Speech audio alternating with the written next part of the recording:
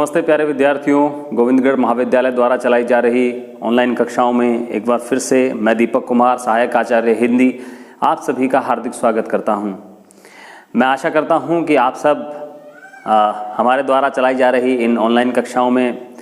भागीदारी सुनिश्चित कर रहे होंगे और आपको अपने विषय से संबंधित जानकारी मिल रही होगी, आप अध्ययन कर रहे होंगे और इस तरह से, हालांकि यह एक विकल्प मात्र है ऑनलाइन कक्षाएं चलना, ये कभी भी कक्षा कक्ष के अंदर जो हम जिस तरह से बातचीत करते हैं, जिस तरह से चर्चाएं करते हैं और जिस तरह से एक वातावरण हमारे सामने होता है, उस तरह की सुविधा आपको नहीं मिल पा रही होगी। लेकिन फिर भी एक विकल्प के रूप में ऑनलाइन कक्षाओं का एक बहुत अच्छा विकल्प हमारे सामने प्रस्तुत हुआ है और हम लगातार आपके साथ जुड़ करके आपको विषय की जानकारी देने का प्रयास लगातार कर रहे हैं। आप जानते हैं कि हम बीए तृतीय वर्ष की हिंदी साहित्य के प्रथम प्रश्न पत्र में आधुनिक काल की बात कर रहे थे। पिछली कक्षा में हमने आधुनिक काल में आधुनिक शब्द का क्या तात्पर्य है और यह आधुनिक काल किस तरह से हमारे पीछे के जो काल रहे हैं हिंदी साहित्य के, चाहे वो आदिकाल हो, भक्तिकाल, रीतिकाल, उनसे किस तरह से भिन्न है, इस पर हम बातचीत पूर्व में कर रहे थे। और आज की हमारी कक्षा उसी विषय को विस्तार देते हुए, उस विषय को आगे बढ़ाते हुए, हमारा जो आज का बिंदु है वह है आधुनिक काल की प्रेरक परिस्थितियाँ। तो वे कौन सी प्रेरक परिस्थितियाँ रही जिनसे आधुनिक काल हमारे सामने इस तरह से प्रस्तुत होता है। आप जानते हैं कि जब भी हिंदी साहित्य में कोई भी काल परिवर्तित होता है तो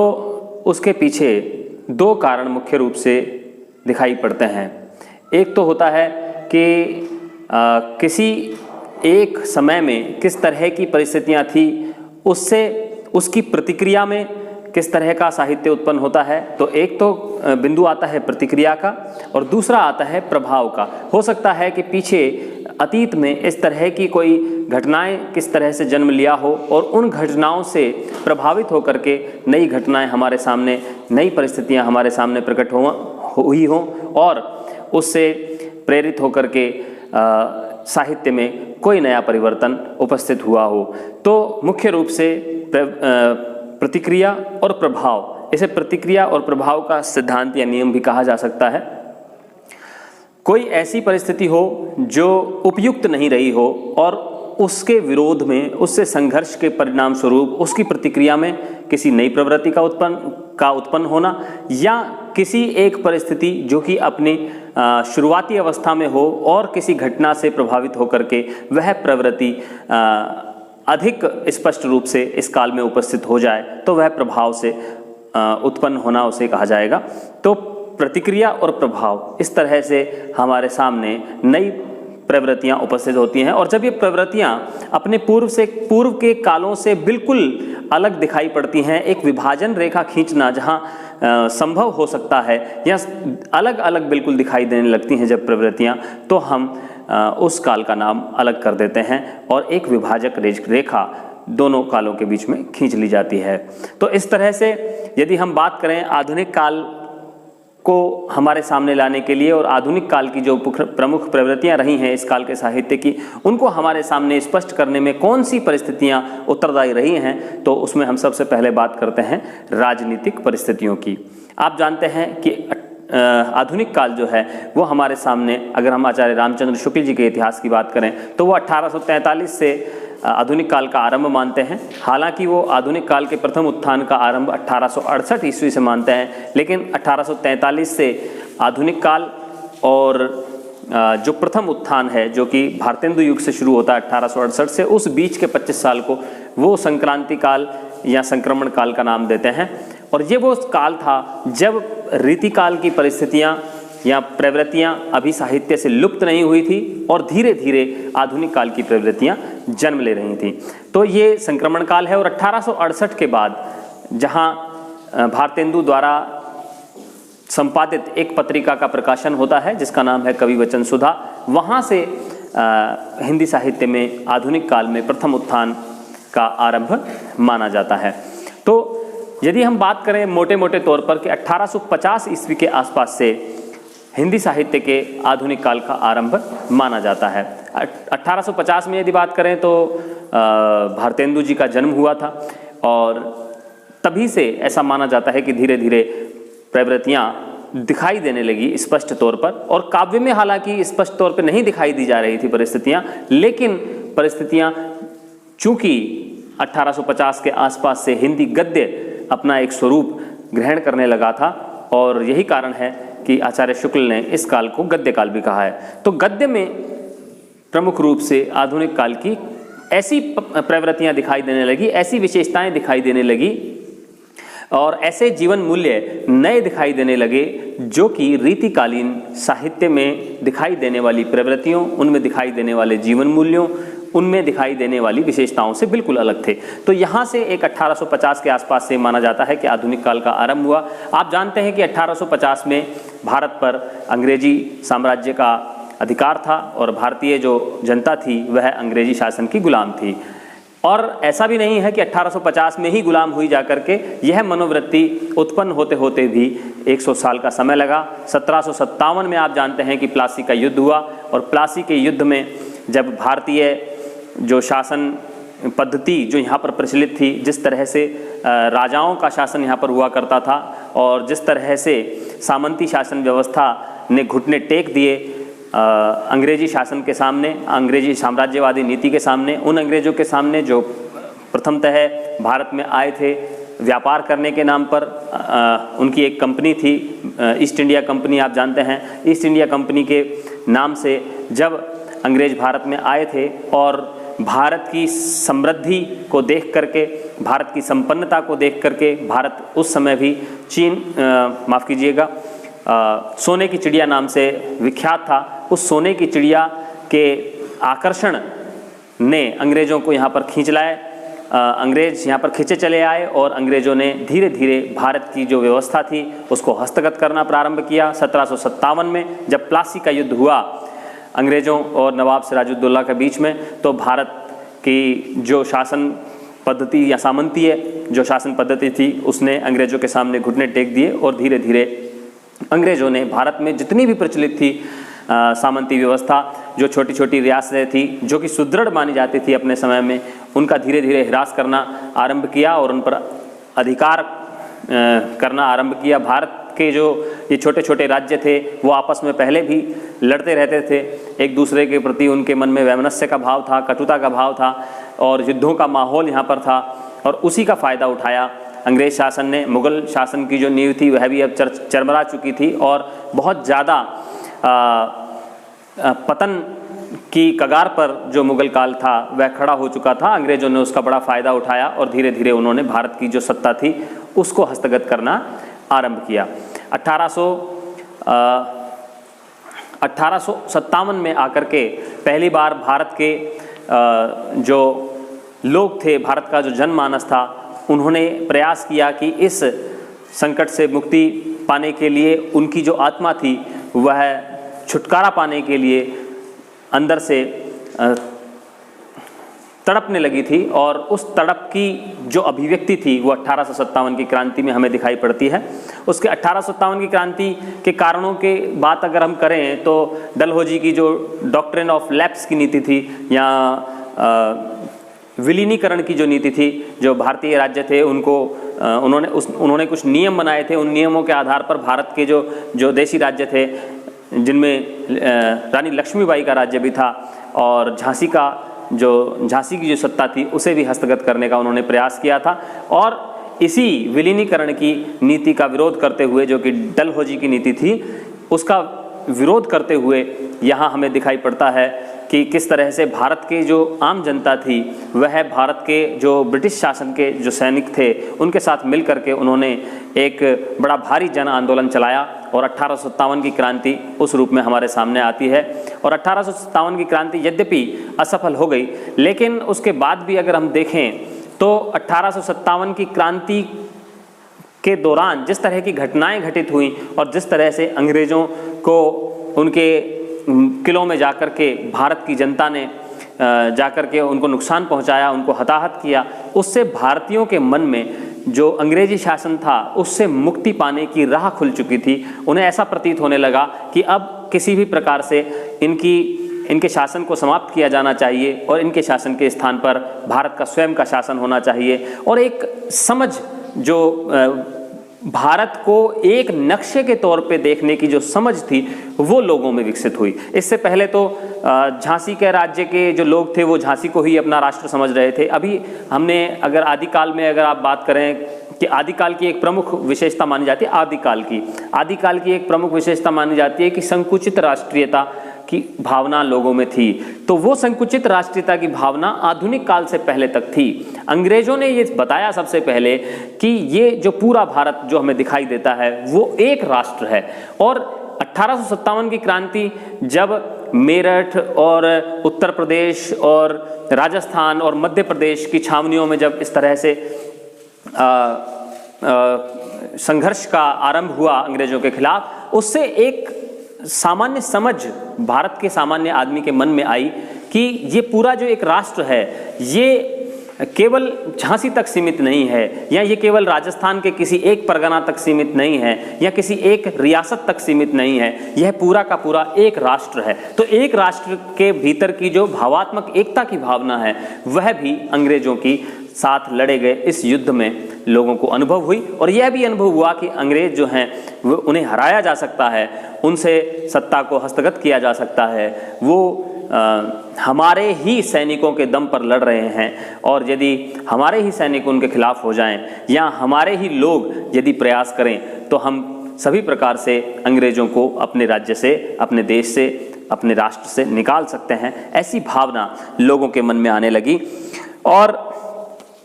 इसके पीछे भी बहुत सारे कारण थे कि जिस तरह से राजनीति ने भारत की सामाजिक व्यवस्था को, भारत के लोगों की शिक्षा को, भारत के लोगों की आर्थिक व्यवस्था को जिस तरह से प्रभावित किया, उससे भी भारत की जो आम जनता थी वह उस राज्य से छुटकारा पाना चाहती थी। यद्यपि अंग्रेजों ने शिक्षा की यहाँ पर व्यवस्था की। अगर आप देखें तो डाक, तार, रेल, सड़कें, ये बहुत सारे उन्होंने विकास के कार्य भी भारत में किए। लेकिन इसके पीछे उनका उद्देश्य भारत की जनता को किसी प्रकार से, भारत की जनता का कल्याण करना नहीं था, भारत की जनता का हित करना नहीं था। उनका उद्देश्य केवल अपनी स्वार्थ पूर्ति करना था। तो इस सिद्धांत को भी धीरे धीरे भारत के जो बौद्धिक वर्ग था, जो धीरे धीरे उत्पन्न हो रहा था, अंग्रेजी शिक्षा को ग्रहण करने के बाद एक नए किस्म का बौद्धिक वर्ग यहाँ पर उत्पन्न हुआ। और उन्होंने भारत के जो सामान्य जनता थी उनको जाकर के समझाना आरंभ किया कि भारत के लिए अंग्रेजों के द्वारा जो नीतियाँ अपनाई जा रही हैं वो भारत के लोगों के लिए बड़ी अहितकर हैं और भारत का सर्वनाश करने वाली हैं। ये बातें धीरे धीरे भारतीय जो जनमानस था उसके मस्तिष्क में बैठने लगी। यहाँ तक कि अंग्रेजों के द्वारा जो शिक्षा पद्धति भारत के लोगों के लिए अपनाई गई वह शिक्षा पद्धति जो लॉर्ड मैकाले की शिक्षा पद्धति कहलाती है। मैकाले की शिक्षा पद्धति के माध्यम से ये प्रयास किया गया कि भारत के लोगों को अंग्रेजी शिक्षा प्रदान की जाए और अंग्रेजी शिक्षा प्रदान करके उन्हें अंग्रेजी राज्य के लिए काम करने वाले योग्य कर्मचारियों के तरह से उन्हें तैयार किया जाए और वो सदैव एक मानसिक रूप से गुलामी की स्थिति में रहें, अंग्रेजी शासन की कभी विरोध न कर सकें। और इस तरह से एक नए मध्यम वर्ग का उदय भारत में हुआ। उस मध्यम वर्ग की एक खासियत रही कि उन्होंने अंग्रेजी शिक्षा प्राप्त की और अंग्रेजी शिक्षा प्राप्त करके उन्होंने अंग्रेजी ग्रंथ पढ़े। अंग्रेजी ग्रंथ पढ़ने के बाद उन्होंने अंग्रेजी भाषा में जो अनुवाद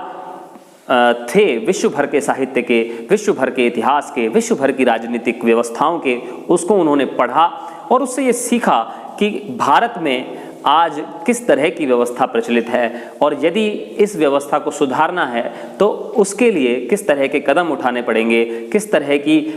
एक रणनीति बनानी पड़ेगी। ये सब चीज़ें भारत के बौद्धिक वर्ग ने बड़े चिंतन के साथ सीखी और धीरे धीरे उसका प्रचार प्रसार करना शुरू किया। तो यदि हम ये 1857 के बाद की बात करें तो 1885 में इसी बौद्धिक वर्ग के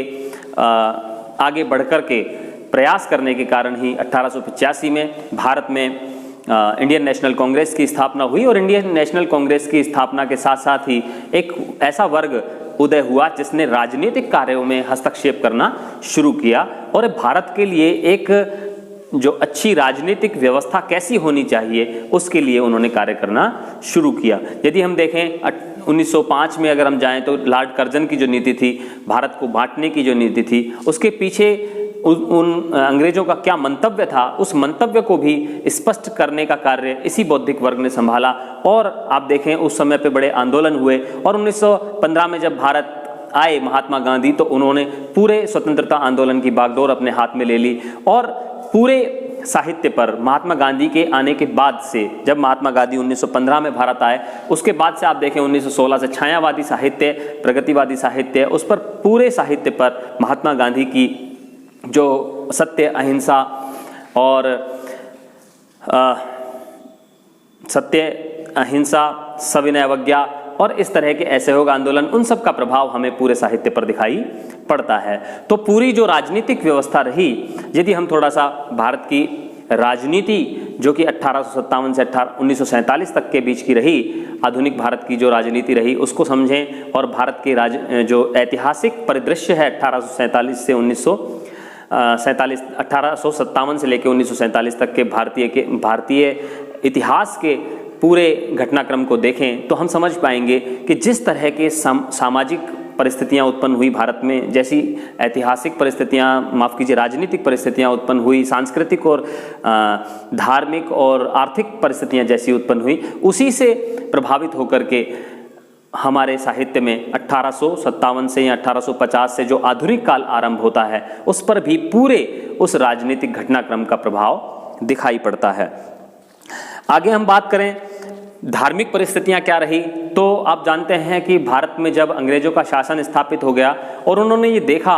कि भारत के लोगों में धार्मिक आस्थाएं बहुत दृढ़ हैं और जब तक कि भारत के लोगों की धार्मिक आस्थाओं को धीरे धीरे कमज़ोर नहीं किया जाएगा, उनके भीतर बैठी हुई ईश्वरीय सत्ता के प्रति जो उनके मन में जो श्रद्धा है उसके भाव को जब तक कम नहीं किया जाएगा, तब तक भारत के लोगों को अच्छे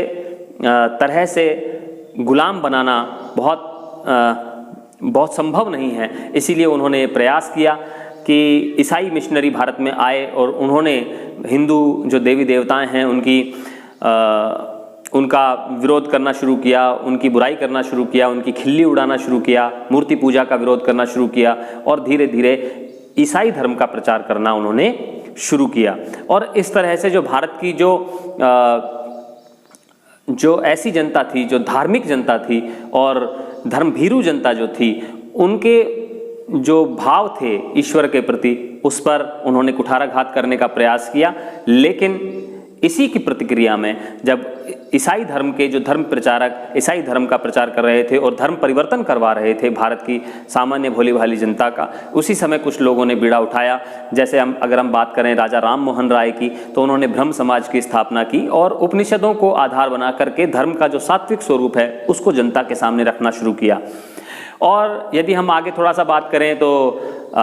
प्रार्थना समाज की स्थापना हुई और 1875 में आप जानते हैं कि हमारे सामने आर्य समाज, हमारे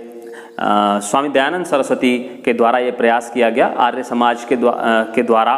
भारत में जितने भी हिंदू लोग ईसाई धर्म को स्वीकार कर चुके थे उन्हें फिर से हिंदू धर्म में दीक्षित करने का कार्य किया गया। उन्होंने भारतीय धर्म की वैज्ञानिक व्याख्या करने का प्रयास किया। वेदों की और लोटो नाम का उन्होंने आदर्श वाक्य बताया और कहा कि हमें यदि धर्म के श्रेष्ठ स्वरूप को समझना है तो हमें वेदों का अध्ययन करना होगा और वेदों में जिस तरह से हिंदू धर्म का जो रूप हमारे सामने आता है, जिसमें कर्मकांड नहीं है, जिसमें आडंबर नहीं है, जिसमें रूढ़िवादिता नहीं है, उस सिद्धांत को सामने ला करके उन्होंने भारतीयों में हिंदू धर्म के प्रति गौरव का भाव भरने का प्रयास किया। और इससे भी प्रेरित होकर के बहुत सारे साहित्यकारों ने, यदि हम भारतेंदु हरिश्चंद्र की बात करें तो उन्होंने नारद भक्ति सूत्र और शांडिल्य भक्ति सूत्र का अनुवाद किया और जैन कार्तिक महात्म्य में उन्होंने एक ग्रंथ लिखा। तो उन्होंने धार्मिक रचनाएं भी बहुत की और उन सब धार्मिक रचनाओं के माध्यम से उन्होंने प्रयास किया कि भारतीय जो जनता है वो धर्म के सच्चे सात्विक स्वरूप को समझ पाएं, उसके लिए भी प्रयास इस दिशा में किया गया। यदि हम बात करें सामाजिक पृष्ठभूमि की कि सामाजिक कौन सी परिस्थितियां थी जिससे ये उत्पन्न हुआ, तो आप जानते हैं कि भारत का जो समाज रहा है वह 4 वर्गों में विभाजित रहा है, ब्राह्मण, क्षत्रिय, वैश्य और शूद्र। तो आप जानते हैं कि पूर्व में जब हम ऋग्वैदिक परंपरा की बात करते हैं तो ये कर्म पर आधारित था, जो जिस काम में संलग्न होता था उसे उस वर्ग का व्यक्ति माना जाता था, उस वर्ग से संबंधित माना जाता था। लेकिन धीरे धीरे उत्तर वैदिक काल से आते आते भारत में जो जाति व्यवस्था थी, जो वर्ग व्यवस्था थी या जो वर्ण व्यवस्था थी, वह जातिगत आधारों पर सुदृढ़ हो गई और जो जिस जाति में जन्म लेता था उसे उसी जाति से संबंधित मान लिया जाता था। और यहाँ तक कि कर्म भी जाति पर आधारित हो गया था कि यदि पुरोहित का कार्य करना है तो वह ब्राह्मण वर्ग का व्यक्ति ही कर सकता है, युद्ध लड़ने का कार्य करना है तो वह केवल क्षत्रिय ही करेगा, और यदि सेवा का, चाकरी का, सफाई का, स्वच्छता का काम करना है तो वह शूद्र ही करेगा, और व्यवसाय केवल वणिक जो वर्ग है या महाजन जो वर्ग है या वैश्य जो वर्ग है उसके द्वारा ही किया जाएगा। एक बात मैंने कहीं सुनी थी, आपको वो बड़े गौर से उसको समझना चाहिए कि ऐसा कहा जाता है कि भारत में जब हम ये प्रयास करते हैं कि भारत के लोग गुलाम क्यों हुए, तो उसके पीछे भी इस जाति पर आधारित वर्ण व्यवस्था को हमें देखना चाहिए कि जब एक केवल 25% लोग, यदि 25% लोग क्षत्रिय के रूप में सुरक्षा करने के लिए खड़े होंगे तो 75% लोगों की जिम्मेदारी केवल 25% पर आ जाएगी और सुरक्षा नहीं हो पाएगी। यदि हम कहें बात कि ब्राह्मण ही शिक्षा ग्रहण करने का अधिकारी था, तो अगर केवल 25% लोग ही शिक्षा प्राप्त करने के अधिकारी थे तो 75% लोग भारत के उस समय अशिक्षित थे। यदि हम बात करें कि सफाई का काम केवल 75% लोगों को करना पड़े तो पूरे देश की स्थिति क्या हो सकती है। आज हम देखते हैं कि भारत जैसे देश में हमें स्वच्छता अभियान चलाना पड़ रहा है, उसके पीछे जो मूल कारण है वो यही है कि 75% लोग गंदगी फैलाने में विश्वास रखते हैं और 25% लोग उस गंदगी को साफ करने के लिए हमने मान लिए हैं, जबकि ऐसा उचित नहीं है। ये प्रत्येक जो कार्य था, चाहे वो क्षत्रिय का कार्य था, चाहे वो पुरोहित होने का या शिक्षा ग्रहण करने का जो कार्य था, और चाहे व्यवसाय का जो कार्य था, और चाहे स्वच्छता या सेवा का कार्य जो था, ये सभी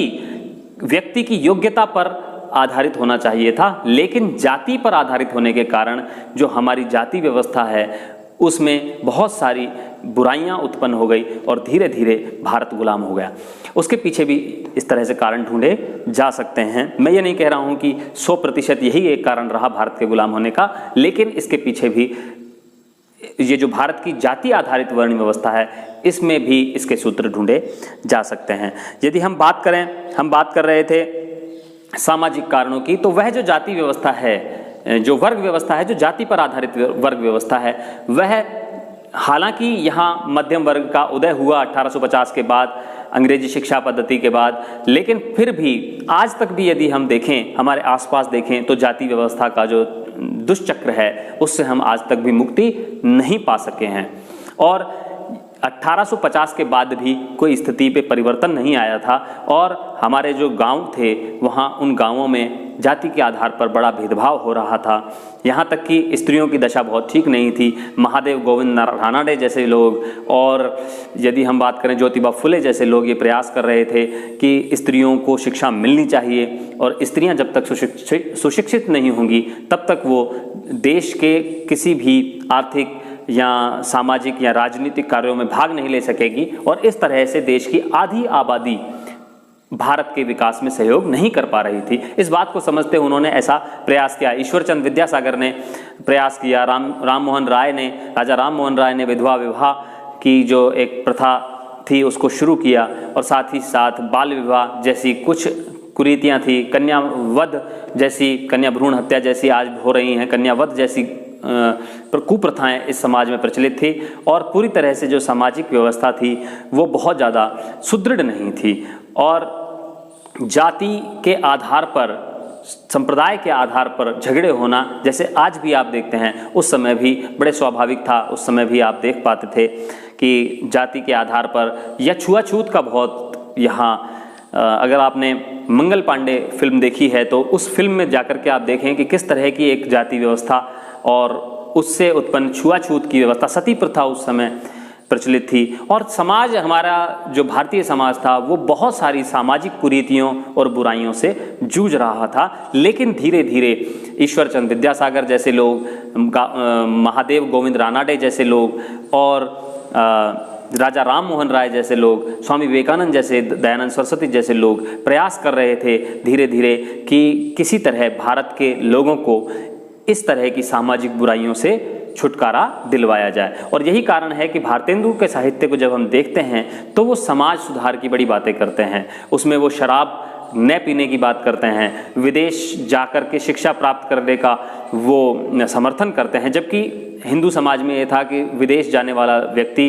जात बाहर कर दिया जाता था, जाति से बाहर कर दिया जाता था, वर्जित था पूरी तरह से विदेश जाकर के शिक्षा ग्रहण करना। तो आप समझ सकते हैं स्त्रियों के लिए तो घर की देहली को लांघना भी बड़ा कठिन था। तो इन सारी समस्याओं से भी भारत अपने स्तर पर भी जूझ रहा था। और यदि हम बात करें कि अंग्रेजों ने भारत की सामाजिक व्यवस्था को बहुत बुरी तरह से प्रभावित किया, जहां समाज में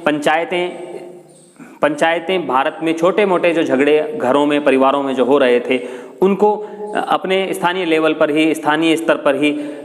उसका निपटारा कर दिया जाता था। लेकिन जब अंग्रेज आए तो उन्होंने न्यायपालिका की एक व्यवस्था बना दी और अब छोटे से छोटा जो काम था, घर परिवार की जो लड़ाई थी, वह भी न्यायालयों में जाने लगी। और वहाँ भ्रष्टाचार और अनीति का तंत्र इतना विकसित हो गया कि भारत के लोगों को सही समय पर न्याय नहीं मिलता था। सूदखोरों ने सूद बढ़ा दिए थे और उन्हीं सूदखोरों के पास जाकर के उनकी पेशी लगा करती थी। तो सभी प्रकार से भारत का जो समाज था वो बहुत दयनीय स्थिति में था। और जब आधुनिक काल का आरंभ हुआ तो साहित्य में उसकी अभिव्यक्ति होने लगी। यदि हम बात करें आर्थिक कारणों की या आर्थिक परिस्थितियों की, तो कोई नई बात नहीं है, आप बचपन से पढ़ते आ रहे हैं। जब से आप विद्यालय जाने लगे हैं तब से आपने ये पढ़ा है कि अंग्रेज कच्चा माल भारत से सस्ते दामों पर खरीद लिया करते थे और फिर वह कच्चा माल विदेशों में भेज दिया जाता था, वहाँ से तैयार माल बन करके भारत आता था और महंगे दामों पर यहाँ बेचा जाता था। तो भारत से कच्चा माल सस्ते दामों पर खरीद करके और महंगे दाम पर यहाँ विदेशों में बना हुआ जो सामग्री थी वो जब यहाँ पर आती थी तो भारत के जो कुटीर उद्योग थे उन पर बड़ा विपरीत प्रभाव पड़ा और धीरे धीरे कुटीर उद्योग समाप्त होने लगे। भारत की जो पूंजी थी वह विदेश चली जाती थी। और जो भारतेंदु हैं उन्होंने लिखा भी है कि अंग्रेज राज सुख साज सजे सब भारी, पै धन विदेश चले जात यही अति ख्वारी। तो भारत का जो धन था, चाहे वो हम बात करें भारतेंदु जी की, उनका एक नाटक भी उन्होंने लिखा है भारत दुर्दशा, तो उसमें उन्होंने भारत की आर्थिक जो दुर्दशा है उस पर उन्होंने बड़ी टिप्पणी की है। यदि उनके अंधेर नगरी को देखें तो किस तरह की राज व्यवस्था यहाँ पर थी और उसके कितने आर्थिक दुष्प्रभाव भारत पर पड़ रहे हैं, उस पर उन्होंने टिप्पणी की है। यदि हम द्विवेदी जी का ग्रंथ पढ़ें, संपत्ति शास्त्र नाम से उन्होंने ग्रंथ लिखा और उन्होंने ये बताया कि किस तरह से भारत की जो पूंजी है उसको किस तरह से लूटा जा रहा है और विदेश भेजा जा रहा है। तो इस तरह से भारत की जो आर्थिक तंत्र था वह आर्थिक तंत्र भी पूरी तरह से चरमरा गया था। और अंग्रेजों ने कहीं से भी ऐसा कोई प्रयास, कहीं से भी ऐसी कोई गुंजाइश नहीं छोड़ी थी कि भारत किसी तरह से फिर से सिर उठा पाए या भारत आत्मनिर्भर बन सके। तो उसके लिए उन्होंने बहुत प्रयास किया कि भारत के जितने भी चाहे उद्योग धंधे थे, चाहे कुटीर उद्योग थे, चाहे खेती थी, चाहे सभी प्रकार के जो व्यवसाय थे भारत के नष्ट करने के लिए प्रयास किया गया। नए पूंजीपति वर्ग का उदय हुआ और वह पूंजीपति वर्ग भी भारत के जमींदारों के साथ मिलकर के भारत की जो कृषक जो जनसंख्या थी, यहाँ के जो लोग थे, कृषक जो लोग थे या मजदूर जो लोग थे, उनका शोषण किया जा रहा था, उन पर करों की मार पड़ रही थी और इस तरह से बड़ी बुरी दयनीय स्थिति में यहाँ के लोग जीवन यापन करने के लिए विवश थे। अगर आप गोदान को पढ़ें तो आप पढ़ेंगे कि किस तरह से भारत का एक किसान जो खेती करते हुए मजबूर हो जाता है कि उसे अपने ही खेत पे जाकर के मजदूरी करनी पड़ती है और यहाँ तक कि वह एक गाय पालने का स्वप्न भी देखता है, लेकिन वह स्वप्न भी उसके आजीवन पूरा नहीं हो पाता है। तो इस तरह की भारत की एक जो रीढ़ की हड्डी थी, उस रीढ़ की हड्डी को नष्ट करने का प्रयास जिस पर खड़ा था भारत, हमारा देश जिस सहारे खड़ा था, हमारे कृषक वर्ग को उन्होंने विपन्न बनाने में कोई कोर कसर नहीं छोड़ी और उसका पूरा पूरा दुष्प्रभाव अंग्रेजी प्रशासन का, अंग्रेजी व्यवस्था का हमारे भारत की सभी व्यवस्थाओं पर, चाहे वो राजनीतिक हो, चाहे वो आर्थिक हो, चाहे धार्मिक हो, चाहे सांस्कृतिक हो, सामाजिक हो, सभी को नष्ट करने में अंग्रेजी शासन ने उनका पूरा बड़ा हाथ रहा। और यही कारण था कि जो इससे पूर्व में, आधुनिक काल से पूर्व जो रीतिकाल था, रीतिकाल में सामंती व्यवस्था से परिचालित होकर के यहाँ रीतिकालीन जो कवि थे वो रीति की और श्रृंगार की बातें लिख रहे थे, नायिकाओं के सौंदर्य की बातें लिख रहे थे। लेकिन जब भारत का नया बौद्धिक वर्ग उदय हुआ, जब उन्होंने देखा, अपने आसपास देखना शुरू किया, जो नया इहलौकिक दृष्टिकोण उनके भीतर विकसित हुआ, जिससे उन्होंने देखा कि हमारा जो परिवेश है वो कितना पीड़ित है, कितना संघर्ष है उनके जीवन में, तो उस संघर्ष की अभिव्यक्ति आधुनिक काल के साहित्य में दिखाई देती है। यही कारण है कि भारतेंदु काल की जो प्रमुख प्रवृत्तियां हैं वो राष्ट्रीय और सामाजिक परिवर्तन की ओर प्रेरित करने वाली प्रवृत्तियां हैं। उनमें दिखाई पड़ता है कि किस तरह से कविताएं या साहित्य इस तरह का लिखा गया जिसमें लोगों को जागरूक करने का प्रयास किया गया, उनकी सामाजिक, राजनीतिक, आर्थिक दशाओं को सुदृढ़ करने की दिशा में प्रयास साहित्यकारों ने किया। तो आज की बात को हम यहीं विराम देते हैं। बहुत अच्छा लगा आपसे जुड़ करके, आपको भी बहुत अच्छा लगा होगा हमारी कक्षा ग्रहण करके, हमारी इस कक्षा में शामिल होकर के। बहुत बहुत धन्यवाद, आभार।